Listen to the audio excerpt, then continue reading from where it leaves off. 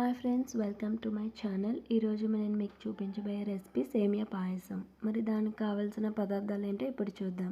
ఒక గ్లాస్తో సేమియా తీసుకొని నెయ్యి లేదా ఆయిల్లో దోరగా వేయించుకోవాలి. మీడియం ఫ్లేమ్లో పెట్టుకుంటూ మధ్య మధ్యలో ఈ విధంగా కలుపుతూ ఉంటే కనుక మనకి మాడకుండా ఉంటుంది.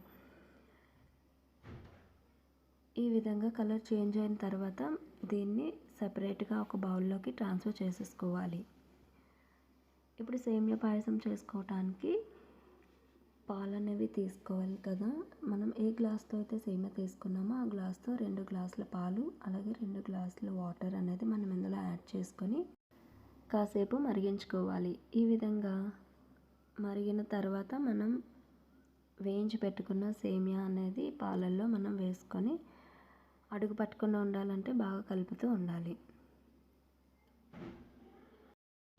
ఇప్పుడు ఇందులో ఒక 3 యాలకులు అనేది యాడ్ చేసుకుంటే మనకి ఫ్లేవర్ అనేది చాలా బాగుంటుంది. మనం సేమియా అనేది ఏ గ్లాస్తో అయితే తీసుకున్నామో ఆ గ్లాస్తో మనం పంచదార అనేది యాడ్ చేసుకోవాలి. ఈ విధంగా యాడ్ చేసుకుంటే కనుక కరెక్ట్గా మనకి స్వీట్ అనేది సరిపోతుంది. మీడియం ఫ్లేమ్లో ఉంచి ఒక 2 నిమిషాల పాటు ఈ సేమియా అనేది ఉడికించాలి.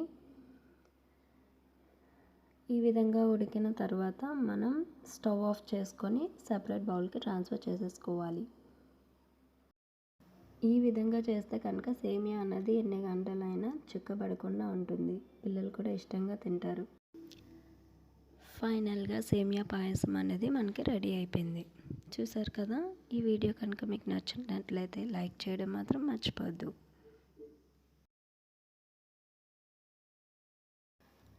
మీరు కూడా ఒకసారి ఇంట్లో ట్రై చేయండి, ఎలా ఉందో కమెంట్ చేయండి.